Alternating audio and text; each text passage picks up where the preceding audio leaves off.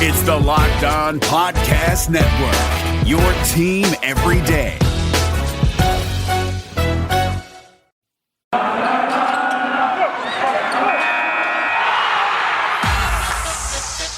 You are Locked On MLB, your daily MLB podcast, part of the Locked On Podcast Network, your team every day. Hello, baseball fans, and welcome to Locked On MLB, part of the Locked On Podcast Network, where it's your team every day. This is the daily podcast. We talk about all of Major League Baseball. I'm your host, Paul Francis Sullivan. If you're watching me on YouTube, there you go. You can call me Sully. This show is being dropped on Saturday, the 9th day of October 2021. Yep, I'm doing a Saturday show. I missed a day at one point this week, and you know what? I'm just going to be trying to throw as many of these during the playoffs as I possibly can. Because, do you know what? I want this to be your first listen. I want this to be your first listen. And thanks for making us your first listen. We're available on all the platforms. You want to get yourself a podcast. You want to get yourself a podcast on your Apple. You want to get your Apple. I said Apple podcast already. I doubled down on that. But whatever it's you. Android. You go to YouTube. Player FM. I don't know. I'm not telling you how to listen to a podcast. I'm just glad you're listening to me. And how do you know that I know that you're listening? Because how could you hear what I'm saying right now if you weren't? So I'm going to be talking a little bit about the Braves versus the Brewers. This is a Braves-Brewers podcast. We'll cover the Giants and the Dodgers who are playing later this afternoon. But you know what? I'm not going to show any bias here. In fact, the concept of bias and the concept of a playoff where you don't really have a dog in the fight is kind of the point of the first part of this podcast. I'm going to set up a reaction to a listener of mine. I want to sort of clarify something in case there's any confusion, because clearly, based on this listener, there was a little bit of confusion. This person claimed he's unsubscribed. There is no doubt in my mind that they're currently listening to my voice. Also, you are going to be talking about the game, which is currently going on as I record this. And we're going to talk a little bit about the game.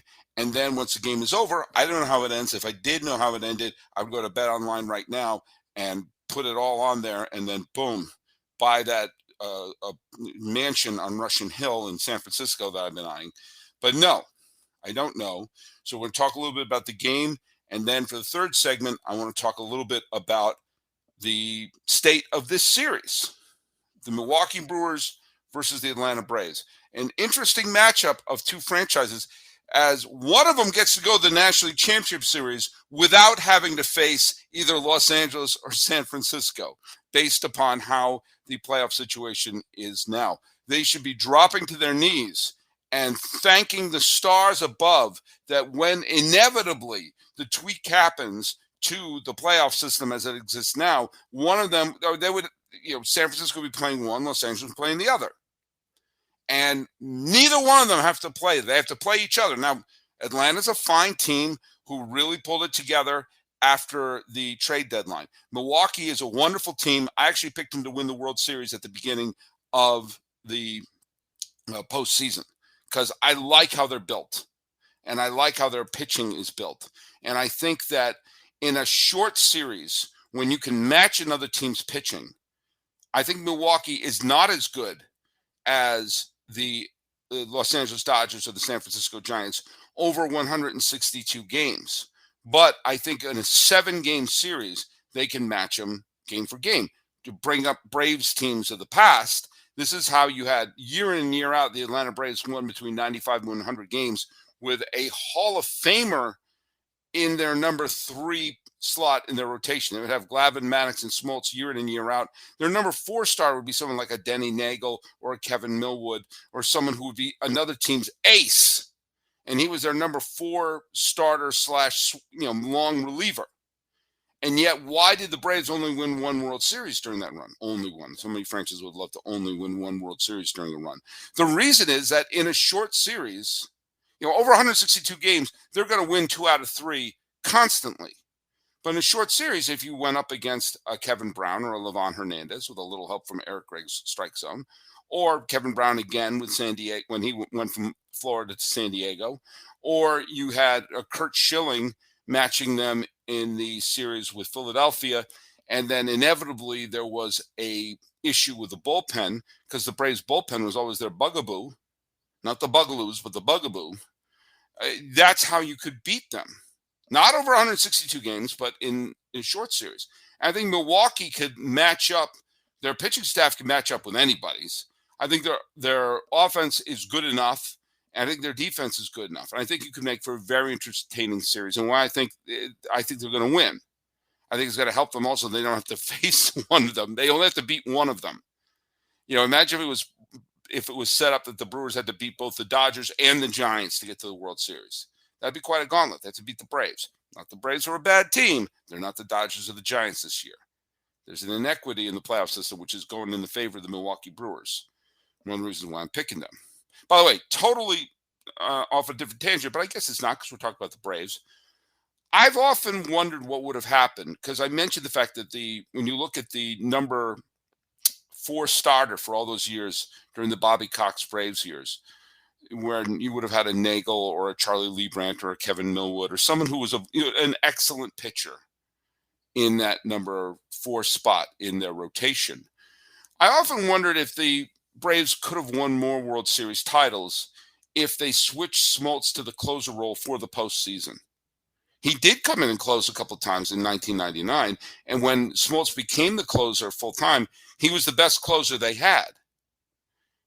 And he also was their best big game pitcher, to be fair, and he's in a very select group of people who have clinched a postseason series both with a complete game and out of the bullpen.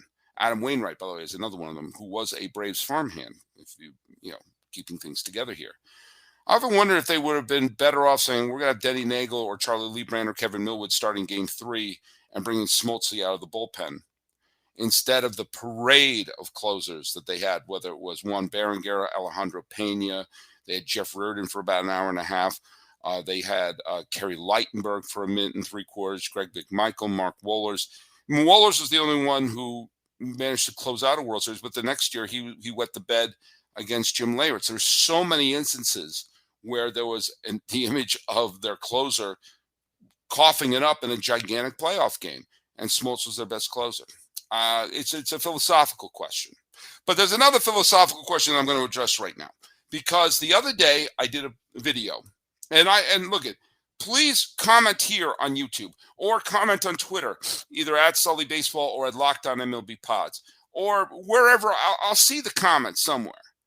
And if you have issues with something I've said, you don't like something I say, tell me, please. And if you want to insult me, that's fine. I can take it. I was a comedian. I teach special needs kids. That's what I do for a living now. You think what you're saying or doing is tough? I deal with kids all day. Okay, bring it on. Bring, as they say, it on. But also, if I'm doing something wrong, I want to know. Or if you think I'm doing something wrong, and I don't think I am, I'll address that. I don't hide. I don't do anything like that. I don't block people or anything like that. Life's too short to do that, and who knows? We may all learn to, grow a little bit. But I got a very, very, how should I say it, lovingly worded response on the YouTube page, which said from Two Trio, whose avatar is looks like a Rockets jersey there. So it's, regarding to podcast I did on the 4 playoff game day, said I'm going to say I'll cover up biased asked against Brewers right off the top at minute 35. SMH, that means shake my head, Mom, in case you're listening. F off, he didn't say F, he spelled off, unsubscribed. I love it when people have to announce that they're unsubscribing. I like to think that they actually drop a gauntlet when they do that. Okay, I have angered Houston Twitter this year, and one of the main reasons is I think they have a little bit of a martyr complex. I do. I've called them out on it a couple of times. Astros Twitter does not like me. And there have been times where I probably have said something that is, may not have been 100% pro Astros. This was not the case. What I was saying at that point, and thank you for time stamping it, what I was saying at that point is that, and I even said in the episode, if you are not an Astros fan or you don't have a relative on the team, in other words, if you don't really have a dog in the fight, you should root for the White Sox to win Game 3. Why? Because I hate Houston? Because trash cans cheat? No. As I said in the episode, I like days where there are 4 playoff games. And if the Astros eliminate the White Sox on Sunday, then there will only be 3 playoff games because the Red Sox won. So there's going to be a Game 4 of the Tampa Bay versus Boston series. Okay.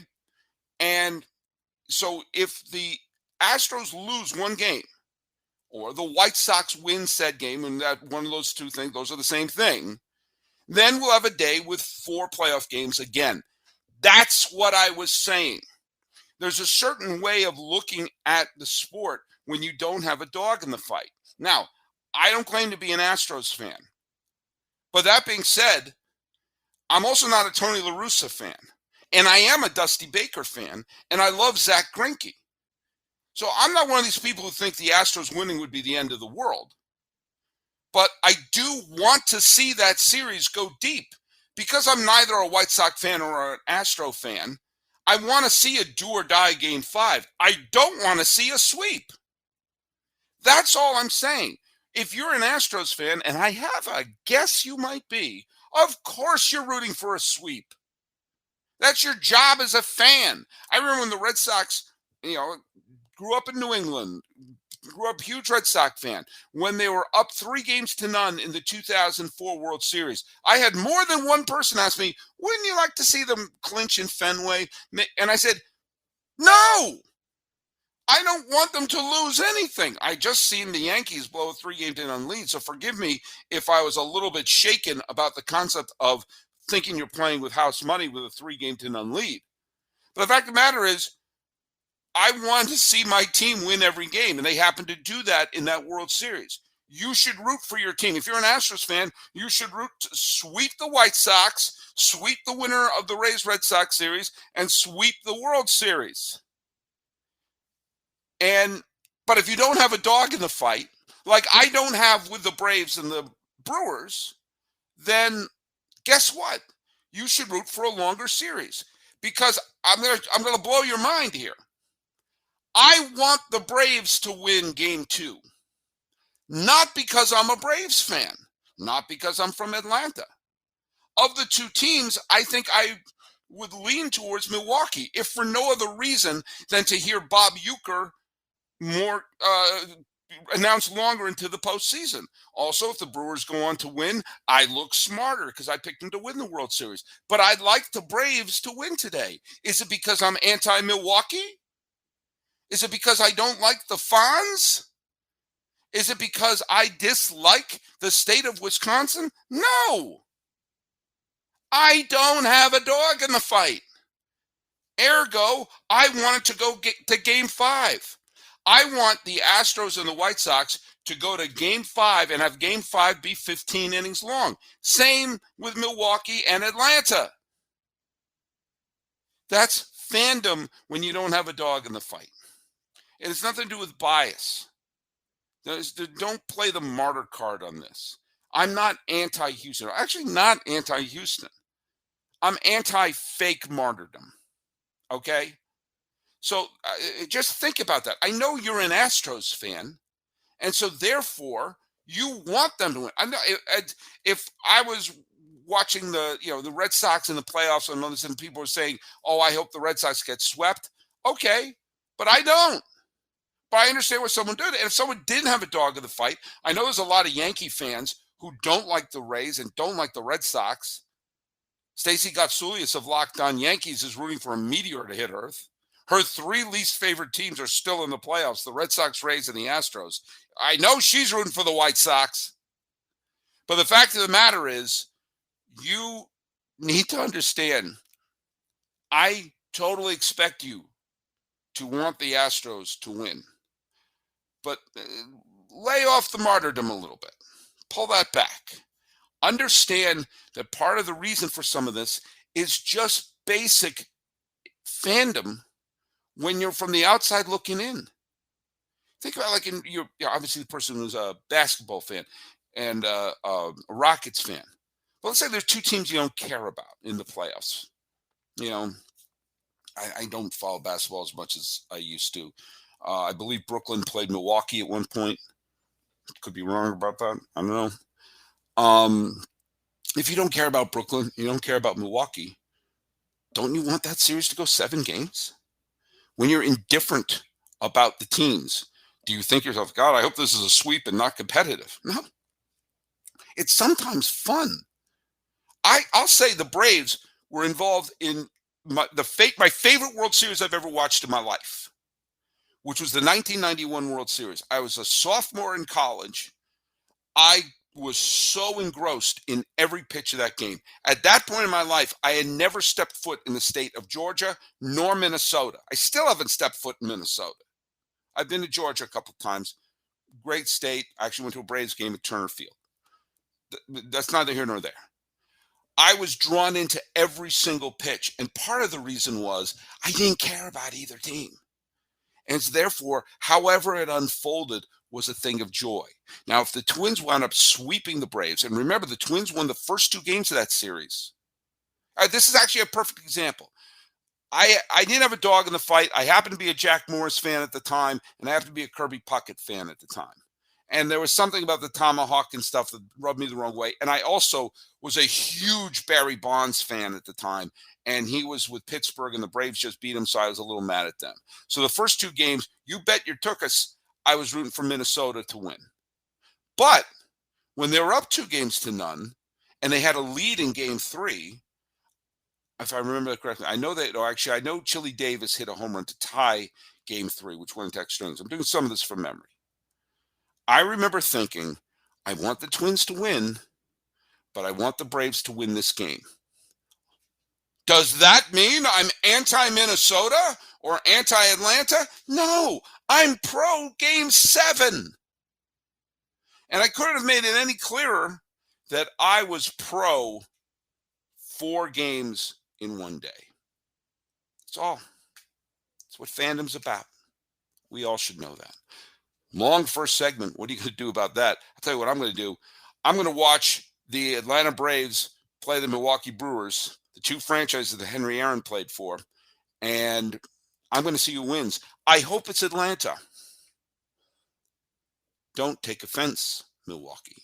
Hey, this is Jeff from Locked On Reds, and you know, there's no feeling like watching your team win, especially if they make it to the World Series. After months of rooting for them, checking the highlights to see how they're performing, and then to see all that hard work pay off, there's just nothing like it. You know you feel that when you're watching your favorite sports teams, but your team at work is no different. Monday.com Work OS gives your team one centralized work platform to run all of your work. It's easy to brainstorm, define goals, assign ownership, and watch as your team outperforms their best. When we're talking about this Work OS from Monday.com, it really helps just streamline everything. You don't have to do multiple Zoom calls, multiple planning conference calls, or things like that. WorkOS streamlines all of that to help your team get together exactly the main point and the plan to reach that main objective. If you manage a team, visit Monday.com for your free 2-week trial. Just go to Monday.com and set up your free 2-week trial today. I promise you are going to love the productivity from Monday.com's WorkOS.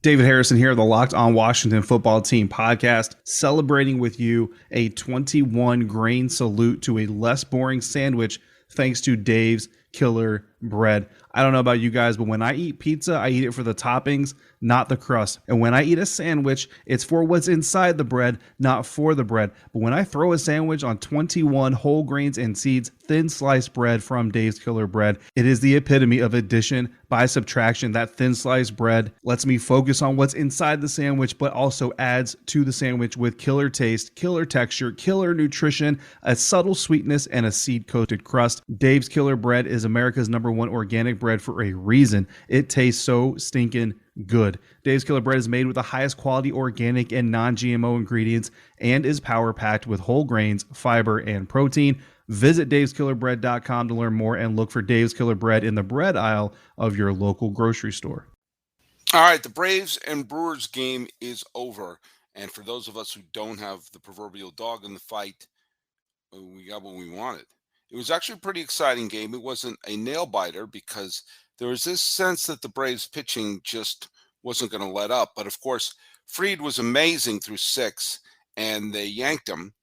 And along the way, there was a trio of relievers that the Braves employed, and the Brewers kept being on the verge of a big inning, and they put 2 runners on base in the 7th, 2 runners on base in the 8th, 2 runners on base in the 9th, and they couldn't push a single run across. And Tyler Matzik did not get the win, did not get the save, but he probably was the pitching star in some ways. Fried was amazing, but Matzik worked out of 2 jams. He inherited Jackson's jam in the 7th, and he worked out of his own jam in the 8th. And, that was pretty impressive. I just want to give a special note because he's not going to have any of the sexy stats that goes along with a couple of Houdini acts that he pulled off. But Albies drove in a run, Freeman drove in a run, and Riley hit a home run for Atlanta. And there we go, 3-0. 3-bagel. And I'm telling you something, it's an interesting thing when you take a look at the way that this series has unfolded so far. I mean, there's not a lot to analyze. Fried was great. The Brewers couldn't get a big hit. And so now we have 2 straight games where, for the most part, Milwaukee could not drive in a big run. I mean, I brought in Los Angeles, talk about how they scored their 3 runs in the wild card game with a pair of home runs, and including the 2-run walk-off shot. Then they didn't score anything in game 2. The Brewers are also 1-1 this postseason. They got a 2-run homer from Tellez in their 2-1 victory in game 1, and they got nothing today. So this is an example of teams that need the home run to score. If you keep that ball in the ballpark, so far the Dodgers and the Brewers have combined to manufacture 0 runs. Now, the same can be said for the Giants. The Giants got all their runs. And actually, the same can kind of be said for St. Louis, who didn't drive in a run. They got a run on a wild pitch. So the RBI hits by Albies and Freeman are the only non-home run producing runs from a National League team this postseason, save for the wild pitch thrown by Max Scherzer in game 1, in the wild card game between LA and St. Louis. It's weird when you're seeing teams rely so heavily on the home run. It's kind of odd. I know home runs are sexy, and like the Yankees have built their entire team around home runs or busts. It's odd that you're not seeing much in terms of the manufacturing of runs, especially when you have teams with such solid pitching staffs. I mean, look at the pitching performance we've got so far. So far, the worst one from a National League pitcher has been Scherzer. And that's basically because Roberts had a quick hook on him. Wainwright pitched really well into the 6th. Webb and Buehler pitched well. Morton pitched well. Burns pitched well. And today you had Max Fried, who was terrific. Woodruff was great. All the pitching has been great.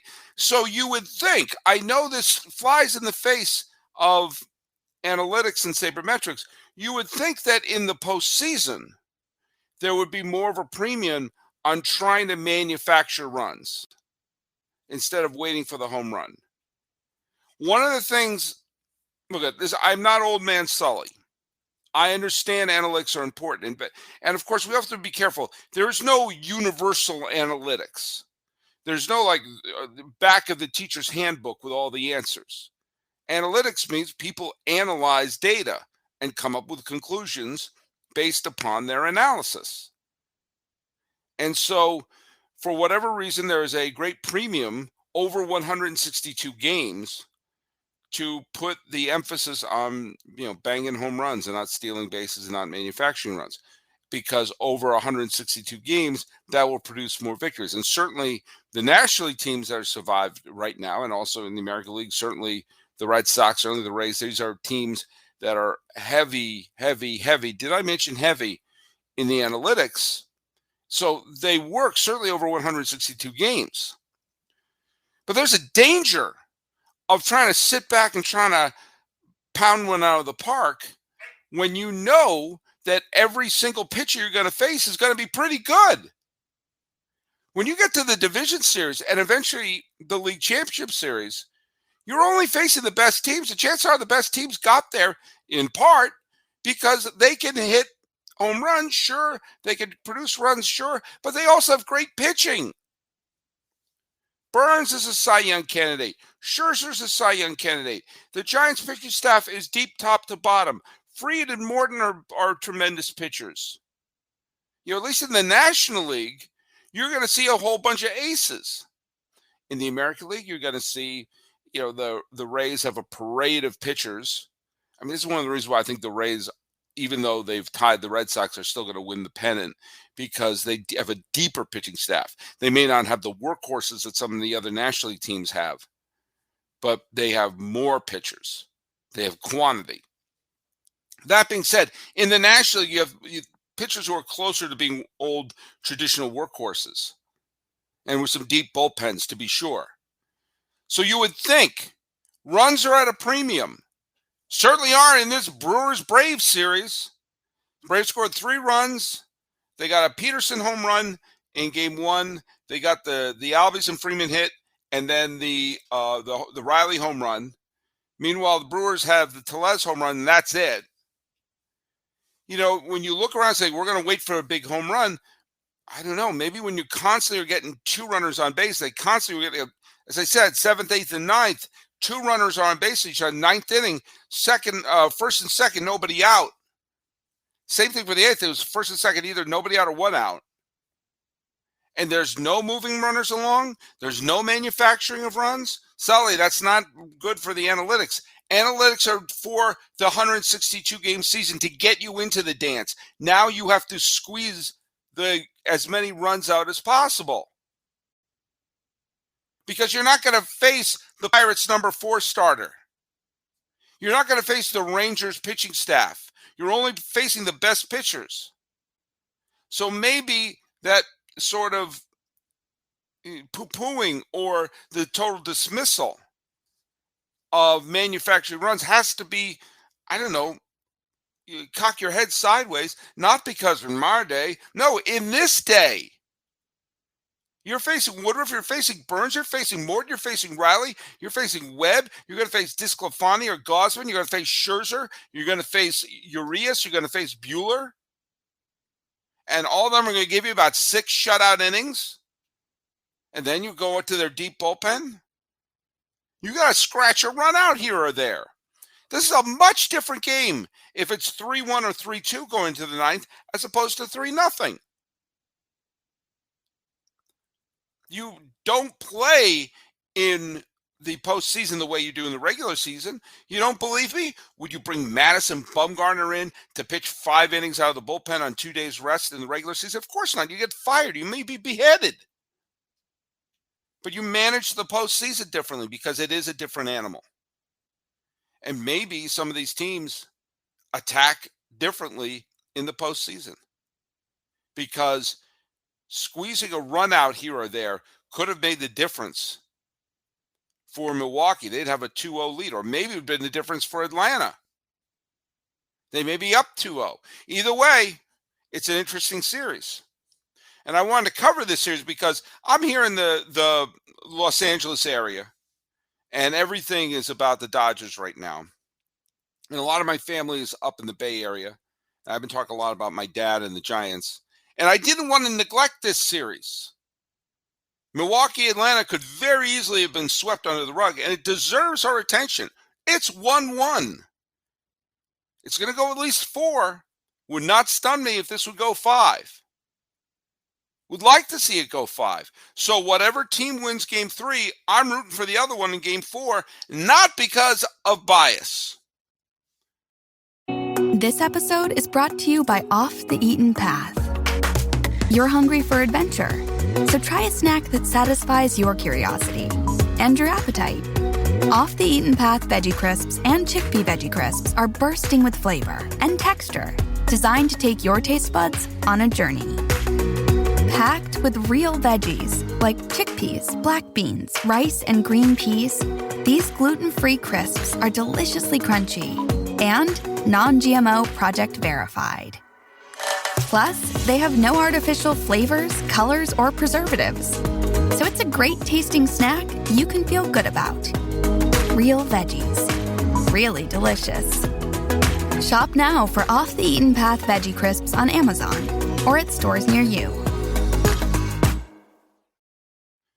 So let's take a quick peek at what we have going on. The Braves and the Brewers are not going to be playing on Sunday. They play on Monday, which if there are 4 games, then it is going to be the first game, the game 1, which would be 10 a.m. West Coast time, 1 p.m. on the East Coast. Looks like Anderson is going to be the starting pitcher for the Atlanta Braves. Ian Anderson, good solid pitcher. I don't know who's going to be the pitcher for Milwaukee. Might be Peralta. I don't know the answer. They got good pitching. And there may be a combination. They go Peralta and, I don't know what they're going to do. They haven't asked me. They've not consulted with me. But it does mean that there is a certain, neither team is going to be throwing their ace or their number 2. So there's a little bit of even match here. Who's going to play the bullpen the best? And as I mentioned in the previous segment, maybe who's going to squeeze the greatest number of runs out when things are up against it. This is the type of baseball I'm talking about. Not because I'm like, in my day. This is not an in my day situation. Squeezing runs out, manufacturing runs might be the difference between winning or losing at this point.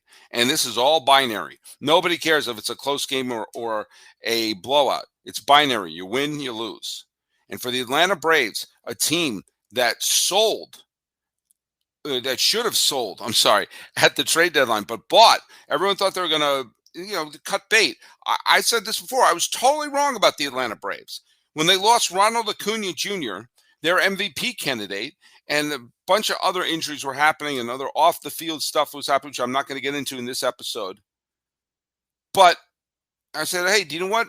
I'm not saying tear the team down, but I think I said this at the trade deadline. They should just take whatever players they're thinking about non-tendering or don't want to have back and see what you could get for them. Instead of non-tendering them at the end of the year, you may get a minor leaguer. You'll pad your farm system with a couple of new players, and you'll roll the dice for next year. Say, hey, it just wasn't our year. Well, now here they are. They've made it through the Burns-Woodruff gauntlet and are now even. All they have to do are win their home games, and off they go to the National League Championship Series in what looked like was going to be a lost year. That makes Game 3 really, really interesting. Really interesting. Because the Brewers were my pick to win the World Series. I thought their depth was completely their biggest weapon. And their bats have gone dead at the complete wrong time. When the bats are dead, maybe then you got to say, let's try something new. Either way, I'm rooting for a 5-game series. I hope the good fans of Atlanta and Milwaukee are fine with that, because I think we're going to have some fun. And I'm going to drop this episode just as the Giants-Dodgers game is starting because, well, I've had more than one person say that I haven't given this series the attention it deserves, and it deserves some attention. It could be a very predictable series that we're seeing unfold. So go to the free and easy-to-use Odyssey app. And by the way, thanks for making us your first listen. We're available on all the free apps to have for your podcasting and here on YouTube. Follow us on Twitter at LockedOnMLBPods. Same handle for Instagram. I'm your pal Sully. As you can see here from my lower third on YouTube, I'm at Sully Baseball on Twitter, Sully Baseball Podcast on Instagram. Talking about biases and breaking down the Braves-Brewers game on Saturday. This has been Locked On MLB for, what the heck day is it? The 9th day of October. We're nearly in mid-October, 2021. I'm your host, Paul Francis Sullivan. Please call me Sully.